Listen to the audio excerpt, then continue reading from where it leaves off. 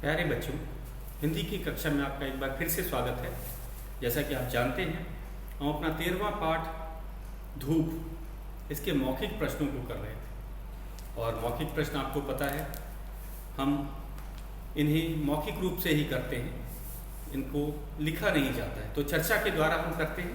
और हमने शायद पहला प्रश्न कर भी दिया होगा, आज आप उसको दोहरा देते हैं। मौखिक प्रश्न का पहला मौखिक प्रश्न है, इसका इसे हमें चर्चा के द्वारा करते हैं। हमें पता है आपको, निम्नलिखित प्रश्नों के उत्तर दो। प्रश्नों के उत्तर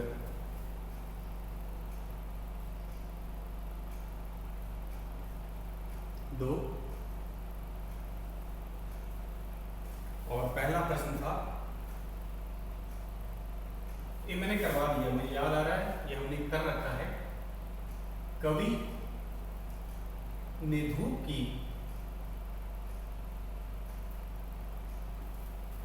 की तुलना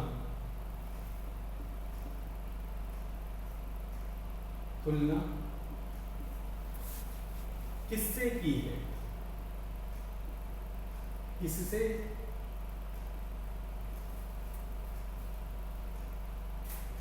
की है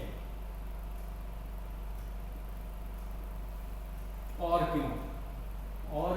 क्यों? हमें कारण भी बताना है। किससे की है और हमें कारण भी बताना है।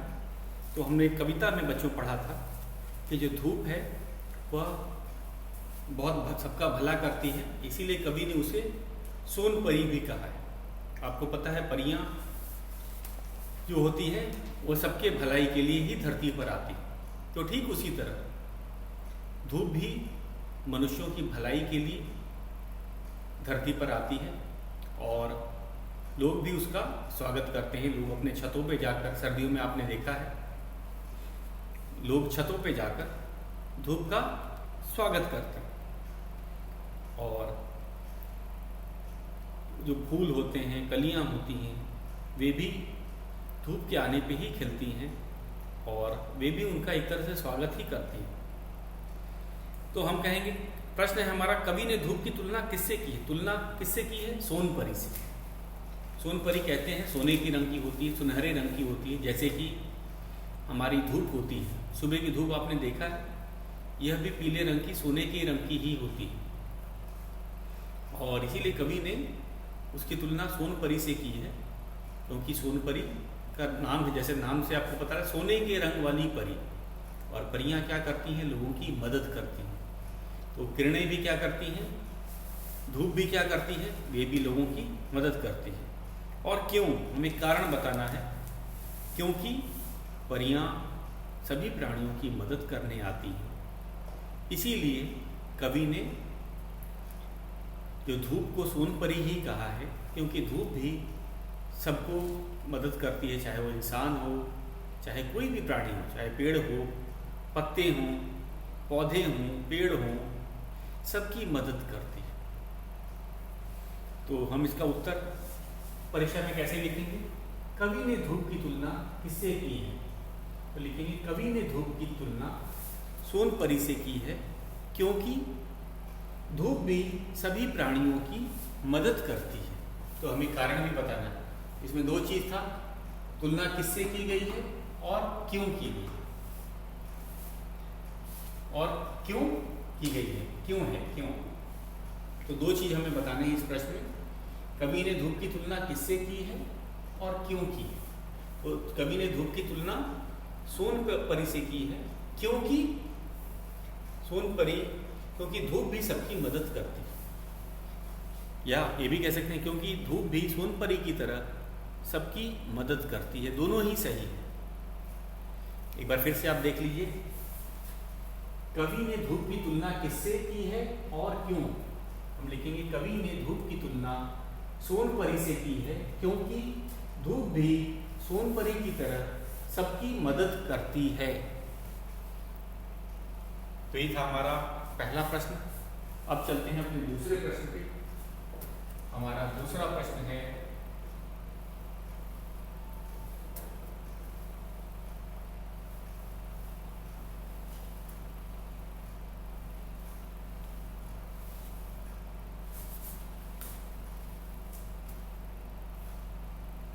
ख। हमारा ख प्रश्न है धूप कहाँ कहाँ जाती है? धूप कहाँ कहाँ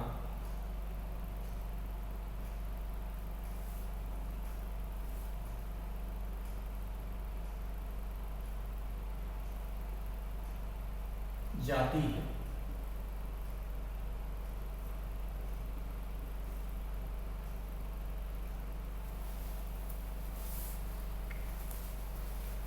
तो धूप कविता के अनुसार तो धूप छत पर, घर पे, संसार के लगभग हर जगह तक धूप जाती है। तो हमें जो जो कविता में दिए हैं कम से कम उनके नाम तो गिनाने ही चाहिए। तो हमारे कविता में दिया हुआ है कि धूप छत पर, घर पर आती है, गांव में जाती है, गलियों में जाती है, फूल और कलियों पे जाती है, और वह वन में जाती है, यहाँ हम कहेंगे जंगलों में जाती है क्योंकि झाड़ी झुरमुट लिखा है, और नदियों पे जाती है, खेतों में जाती है, खलिहानों में जाती है, बाग बगीचे में जाती है, और ताल तलैया में भी जाती है। तो हमें बताना है धूप कहाँ कहाँ जाती है। तो लिखेंगे, कोई भी चीज़ पहले आगे पीछे लिख सकते हैं। तो धूप, जैसे अब हम शुरू करें, धूप बाग बगीचे, ताल तलैया, खेत खलिहान, वन में जाती है, बागों में जाती है, गांव और गली में जाती है, और घर और छत पे भी जाती है। तो हम किसी भी तरह से आगे पीछे करके लिख सकते हैं, और यही हमारा उत्तर है। प्रश्न है धूप कहाँ कहाँ जाती है? तो एक स्थान से अधिक है, कहाँ कहाँ मतलब पूछा है, इसका मतलब केवल धूप एक जगह ही नहीं जाती, धूप अलग अलग जगह जाती है। तो फिर से हम इसको बोलते हैं, धूप घर पे छत पे जाती है, गांव गली जाती है, वह बाग बगीचे में भी जाती है, वह वनों में जाती है, नदी पे जाती है, खेत खलिहानों में जाती है, और हम कहेंगे ताल तलैया और बाग बगीचे में जाती है। तो इस तरह से हम इसका उत्तर लिखेंगे, और ये काफ़ी छोटे में लिखना है, सरल वाक्य में, ज़्यादा बड़ा नहीं लिखना है। आगे चलते हैं।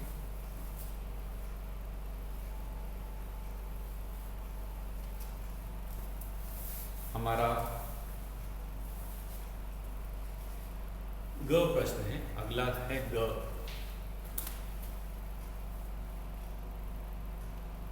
मौखिक का ग है, धूप किसके साथ कौन सा खेल खेलती है?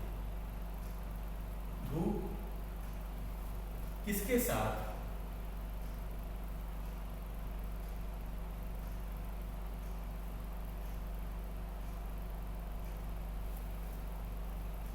कौन सा खेल खेलती है? कौन सा खेल खेलती है?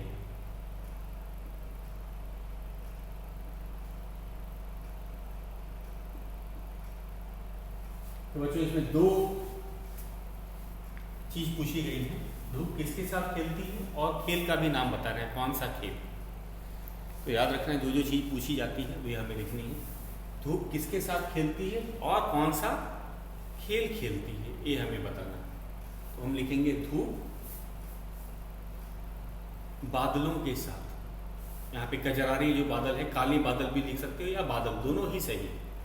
तो धूप बादलों के साथ लुका छिपी का खेल खेलती है। लुका छिपी का खेल बच्चे खेला करते हैं। तो धूप भी बादलों के साथ बच्चों की तरह ही लुका छिपी का खेल खेलती है। आपने देखा होगा वर्षा ऋतु में जब आसमान में बादल छा जाते हैं तो धूप नीचे नहीं पहुंच पाती, लेकिन जैसे ही जहाँ से ही बादल हटते हैं वहाँ से धूप तुरंत नीचे आ जाती है, और फिर वह जैसे ही स्थान बंद हो जाता है धूप फिर दिखनी बंद हो जाती है। लेकिन कहीं से भी जरा सी जगह मिलती है, धूप वहाँ से नीचे झांकने लगती है। तो जैसे कि वो खेल खेल रही हो। किसके साथ खेल खेल रही है? बादलों के साथ। और कौन सा खेल? खेल का नाम है लुका छिपी। तो यही इसका उत्तर है। धूप किसके साथ और कौन सा खेल खेलती है? तो दो चीज़ें हम कहेंगे, धूप बादलों के साथ लुका छिपी का खेल खेलती है। धूप बादलों के साथ लुका छिपी का खेल खेलती है। आगे चलते हैं। ये तो बहुत सरल था। अगला प्रश्न है ग। ग हो गया हमारा। अब घ। हमारा घ प्रश्न है,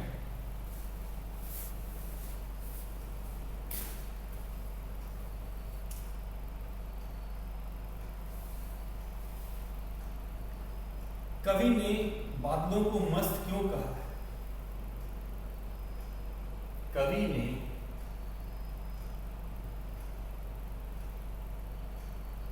बादलों को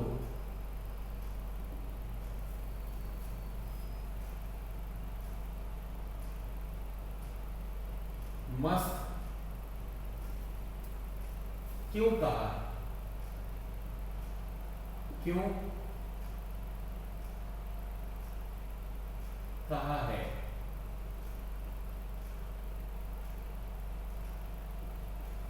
उत्तर तो हम मौखिक रूप से ही देंगे।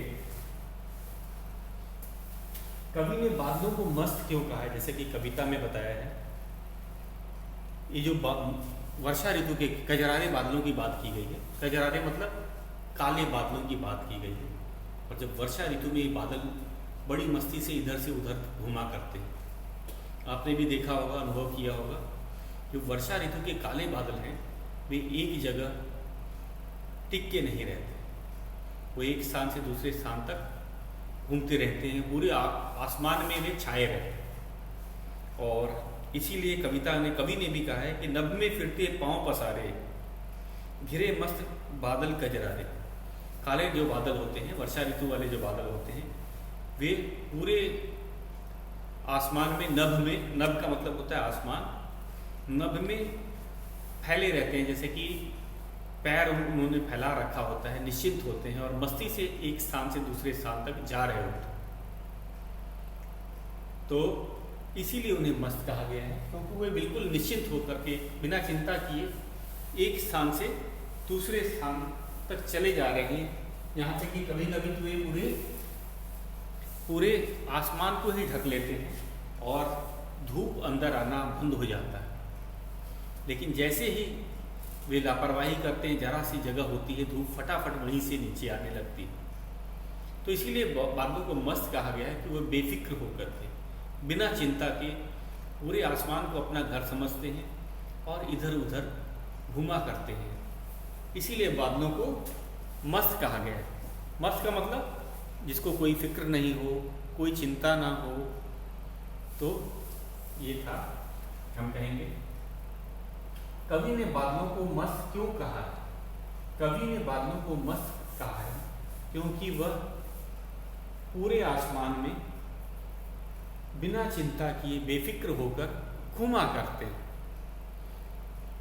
तो ऐसे भी लिख सकते हैं, या हम ऐसे भी लिख सकते हैं, बादलों को कवि ने मस्त कहा है क्योंकि वे निश्चिंत होकर आसमान में घुमा करते हैं। तो उनको कोई चिंता नहीं है, उनको कभी कहीं देर नहीं हो रही है, तो इसीलिए उन्हें मस्त कहा है। अब अगला हमारा प्रश्न है, धूप थक क्यों जाती है? हमारा अगला प्रश्न है मौखिक।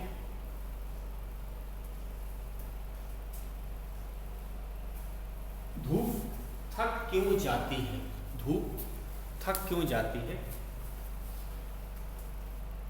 तो हम जानते हैं धूप सुबह से लेकर शाम तक चलती है। निकलती कहाँ से धूप? पूरब से निकलती है। धूप थक क्यों जाती है? थक क्यों जाती है। तो इसका कारण बताना है धूप के थकने का। हम देखते ही हैं जो धूप है सबसे पहले सुबह निकलती है पूरब से, और उसके बाद उसका जो सफ़र होता है काफ़ी लंबा होता है। पूरब से लेकर पश्चिम तक उसको जाना होता है दिन भर में, और वह अलग अलग जगह भी जाती है। जैसे कि बताया कि हर छत पे उसको जाना है, हर घर में जाना है, हर गांव हर गली में जाना है, खेतों में जाना है, खलिहानों में जाना है, बागों में जाना है, नदियों में जाना है, तलैया में जाना है, वनों में जाना है, फूलों और कलियों के पास जाना है, और हर जगह तो जाना है। तो इतना चलने के कारण शाम को वह भी थक जाती है। दिन भर वह दौड़ धूप करती है। हम कह सकते हैं कि जो धूप होती है उसे बहुत जगह जाना है, पूरे संसार में हर स्थान पे उसको पहुंचना है ताकि उजाला हो सके, लोग अपने कामों में निकल सके। तो इस कारण से दिन भर चलने के कारण वो थक जाती है, और इसका सफ़र भी बहुत लंबा है। आप जानते हैं पूरब से लेके पश्चिम तक उसको जाना है, सुबह से लेके शाम तक के बीच में। तो इसीलिए उसे धूप शाम को थक जाती है, शाम को संध्या को थक करके सो भी जाती है, ये कवि ने बताया है। तो धूप थक क्यों जाती है?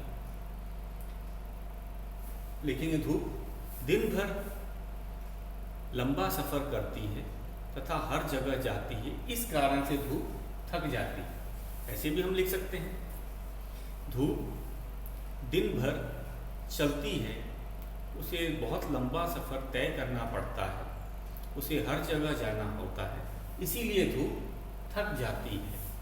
ये भी सही है। तो हम किसी तरह से भी इसका सही उत्तर लिख सकते हैं। हर उत्तर सही है, छोटा भी लिखना है, छोटा ही लिखना है, ज़्यादा बड़ा उत्तर नहीं होना चाहिए। जैसे धूप थक क्यों जाती है? धूप दिन भर चलती है इसीलिए या इसलिए वह थक जाती है। ये भी कितना, ये और छोटा हो गया। धूप थक क्यों जाती है? धूप दिन भर चलती है इसीलिए धूप थक जाती है। कितना छोटा और सरल उत्तर लिखना है। खासकर जब लघु प्रश्न के रूप में आता है तो हम उत्तर को बहुत बड़ा नहीं लिखें, इसका ज़रा ध्यान दीजिएगा। जब हमें लघु प्रश्न के रूप में उत्तर लिखना है तो उत्तर एक वाक्य का होता है, उसे ज़्यादा बड़ा नहीं लिखा जाता। और अंतिम है च, थक तो गई, अब थक करके क्या करती है?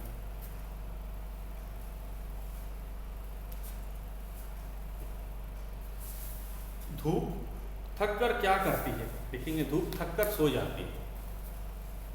धूप ये च प्रश्न है। धूप थक कर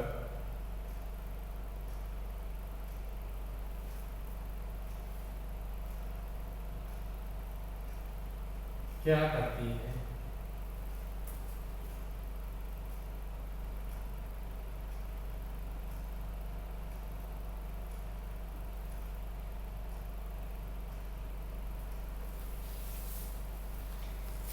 तो लिखेंगे धूप थक कर संध्या, संध्या का अर्थ होता है शाम को।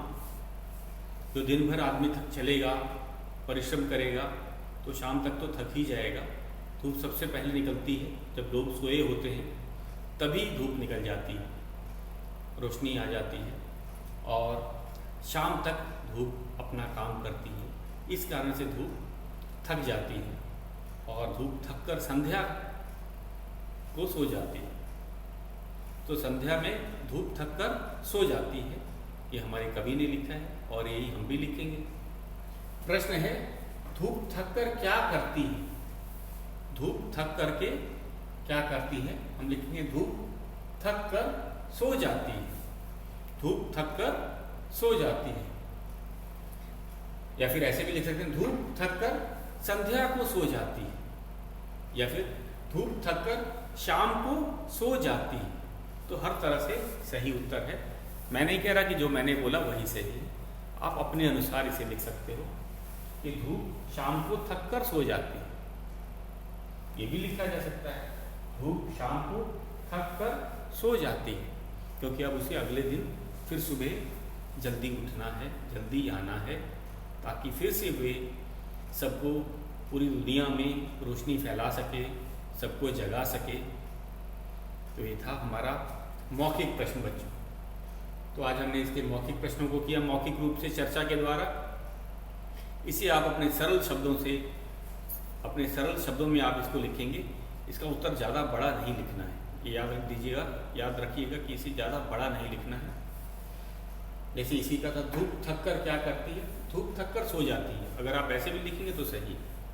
धूप थक कर शाम को सो जाती है, ये भी सही है। धूप थक कर संध्या को सो जाती है, ये भी सही है। तो उत्तर सब सही है। इसका सरल शब्दों में लिखना है और साफ लिखना है, सरल वाक्यों में लिखेंगे तो। अब चलते हैं लिखित प्रश्न। ये हमारे लिखित प्रश्नों की तरफ हम बढ़ते हैं। तो हमने आज क्या किया है अब तक का, मैं आपको गृह कार्य बता देता हूँ। कुछ बच्चों को डाउट था कि हमने क्या किया इस 13वें पार्ट में अब तक, तो उसको पहले मैं होमवर्क भी आपको बता देता हूँ आज आपको क्या करना है। और अब तक हमने पार्ट 13 में क्या किया, तो हमने लिखित और मौखिक कौन कौन से काम किए हैं। ये है अब तक का लिखित काम, जो आपको नोटबुक में करना था। लिखित में हमने सबसे पहले लिखा है कविता लिखा। कविता धूप पूरी लिखी थी। कविता या पहले धूप लिखते हैं। धूप, ये जो कविता है हमारी, इसे आपको पूरा लिखना है नोटबुक में एक बार। ये लिखित काम है, नोटबुक में किया जाएगा। इसके बाद में एक चित्र बनाना है कविता से संबंधित। चित्र बना करके रंग भी भरना है। रंग भरो, ये हमारा दूसरा काम हो गया। पहला है कविता लिखनी है, और कविता के बाद में कवि का नाम भी लिखेंगे बच्चों, रमेश मिलन। पूरी कविता नोटबुक में लिखेंगे, पूरी कविता लिखना है।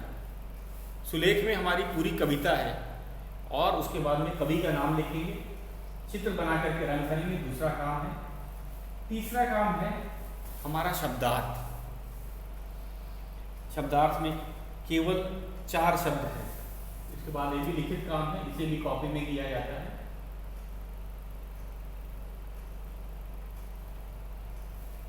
तो ये 3 लिखित है। अब मौखिक पे आ जाते हैं। ये तो लिखित काम था, अब है मौखिक।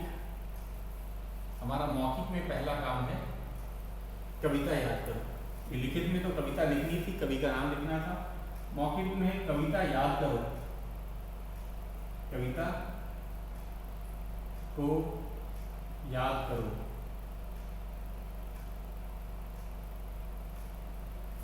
और कविता पाठ करना है। तो कविता याद हो जाएगा तो कविता पाठ मतलब पोएम रिसाइटेशन। कविता पाठ का हिंदी में अर्थ होता है, अरे इंग्लिश में अर्थ होता है पोएम रिसाइटेशन, कविता पाठ।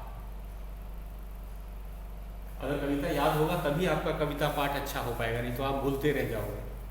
तो याद करने का काम कविता पाठ करना है। और उसके बाद में ये मौखिक प्रश्नों को याद करना है। मौखिक प्रश्न जो अभी हमने आज किए, मौखिक प्रश्न उत्तर। तो आज तक का ये काम था, मैंने लिख के बता दिया कि बच्चों को समझ आ जाए। आज तक का हमारा क्या काम था वो मैंने आपको बता दिया। लिखित में मतलब नोटबुक में आपको पहले पूरी कविता लिखनी है, कवि के नाम के साथ। रमेश मिलन जी सबसे आखिरी में नाम लिखा जाता है कवि का लिखने के बाद। उसके बाद चित्र बना के रंग भरना है कविता से संबंधित। तो इसमें हमारे बादल और धूप का हम लोग चित्र बनाएंगे, क्योंकि बादल धूप के साथ खेलती है। और नीचे फूल भी बना सकते हो, बाग बगीचे वाला भी बना सकते हो, रंग भरना है। तो ये चित्र भी हमें नोटबुक पे बनाना है। उसके बाद शब्दार्थ, इसमें मुहावरे नहीं है बच्चों, तो इसमें केवल 4 शब्दार्थ हैं, इसको लिख करके याद करेंगे। ये भी नोटबुक का काम है। तो लिखित 3 काम हो गए, मौखिक भी 3 काम है। एक कविता को याद करना एक मौखिक काम है, और याद करोगे तभी हम कविता पाठ कर सकते हैं। अगर कविता याद नहीं होगी तो कविता पाठ हम लोग नहीं कर सकते, पोएम रिसाइटेशन हम लोग नहीं कर सकते, इसीलिए याद करने के बाद ये लिखा है। और आज हमने मौखिक प्रश्नों को आज किया है आपके सामने इस वीडियो में, तो मौखिक प्रश्नों को भी आप दोहराएंगे क्योंकि इसका लिखित रूप नहीं होता है, और बच्चे परीक्षा में परेशान हो जाते हैं कि क्या याद किया था, अब तो याद नहीं आ रहा, या फिर बड़े बड़े उत्तर लिखने लगते हैं। जबकि मैंने आपको बता रखा कि मौखिक प्रश्न उत्तर लघु प्रश्न उत्तर होते हैं, उनका उत्तर हम ज़्यादा बड़ा नहीं लिखते हैं, छोटे में ही लिखने का प्रयास करते हैं। तो अब चलते हैं अपने लिखित प्रश्न की तरफ। हमारा लिखित प्रश्न है, कविता की पंक्तियाँ पूरी करो।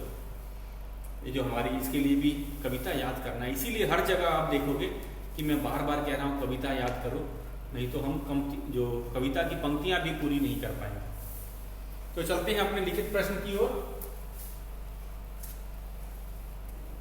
और इसे आप अपने पाठ्य पुस्तक में करोगे क्योंकि कविता पूरी करो में स्थान दिया हुआ है, इसे हम अपने पाठ्य पुस्तक में करेंगे। ये लिखित का है, लिखित प्रश्नों के अंतर्गत आएगा। तो शुरू करता हूं मैं अपना लिखित। इसे आप फिर से मैं बता देता हूँ, इसे पाठ्य पुस्तक में हम करेंगे लिखित। पहला प्रश्न है, कविता की पंक्तियां पूरी करो। तो हर जगह बताया जा रहा है कि आपको कविता याद करना ही पड़ेगा। कविता की पंक्तियां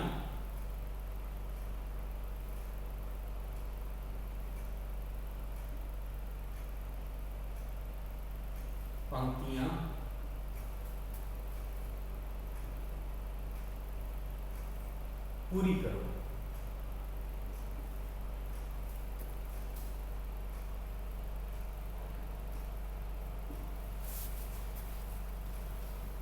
पहला क भाग है। तो परीक्षा में बच्चों ऐसा प्रश्न पूछा जाता है कि एक पंक्ति दी होगी और फिर एक पंक्ति नहीं दी होगी, या फिर उनमें से कुछ शब्द गायब होंगे, वो शब्द हमें लिखने होंगे। ठीक है, तो पहला है सुबह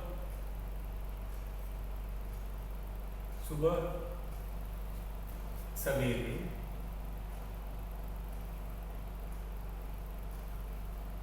सून परिसी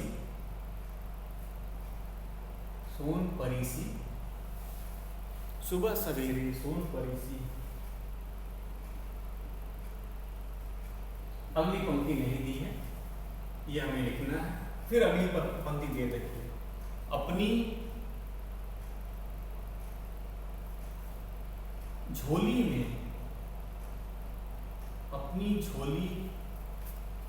से किरणों के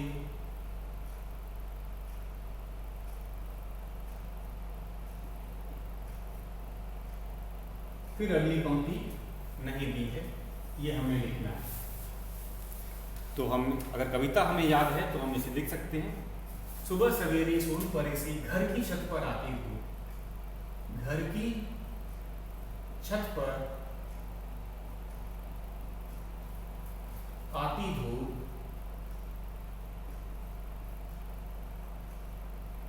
अगली पंक्ति, अपनी झोली के किरणों से मोती खूब लुटाती धूप, मोती खूब लुटाती धूप।